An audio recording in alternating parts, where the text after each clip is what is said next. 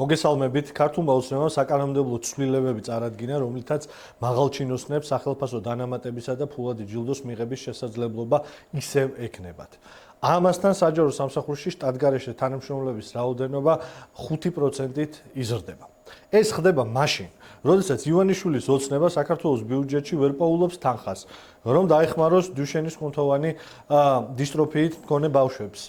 რომ დაეხმაროს სკოლებში უფასო კვების შეტანით მთელ საქართველოს, რომ გაზარდოს პენსია 20 ლარზე მეტით.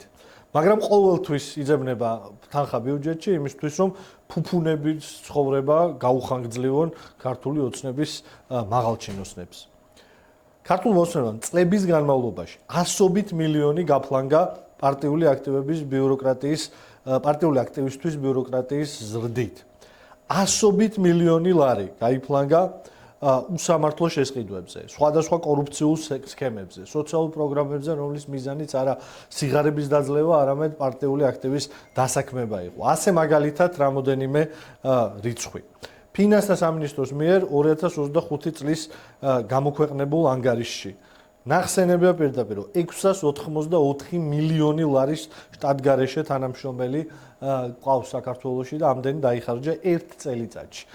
იქიდან გამომდინარე, თან არ ვიცით რას ეკეთებენ. 2025 წელს საქართველოს პრემიერ-მინისტრად წოდებულმა ირაკლი კობახიძემ აღიარა პირდაპირ, რომ მან მოახერხა და დაზოგა 700 მილიონი ლარი სახელმწიფო კომპანიებში არასწორად დახარჯული და გაფლანგული. ანუ აღმოჩნდა, რომ ქართული ოცნების მისი წინამორბედები 10 წელზე მეტი საქართველოს მოსახლეობას ყოველწლიურად 700 მილიონი ლარით აზარალებდნენ და თურმე ეს სრულიად ზედმეტი ხარჯი იყო.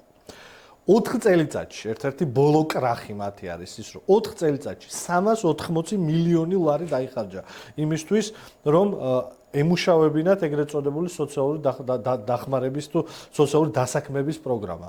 როდესაც 15 და 30 კაცს ასახლებდნენ მაგალითად ფასანაურის სასაფლაოზე ასაქმებდნენ დარაჯებად. აი ამ პროგრამაში 380 მილიონი ლარი თქვენი ფული დაიხარჯა. ეხლა რა თქმა უნდა გააუქმეს ეს, იმიტომ რომ აბსურდი იყო, მაგრამ წლების მანძილზე 4 წელი აი ამ ფულს ხარჯავდნენ ამ ყველაფერში. ამ უმძიმესი ფაქტების ფონზე ქართული ოცნება ბიუჯეტს კიდევ უფრო დიდ ტვირთს უმატებს მაღალჩინოსნებს, რომელსაც თავად ქართულმა ოცნებამ შეუჩერა დანამატები და პრემიები, ეხლა დანამატებს და პრემიებსაც მიცემენ და კიდევ 5%-ით გაბერავენ შტატებს, როდესაც ამის საჭიროება არ არსებობს და როდესაც საქართველოს მოსახლეობა უკიდურეს სიღარიბეში არის აღმოჩენილი ქართული ოცნების უგუნურების გამო.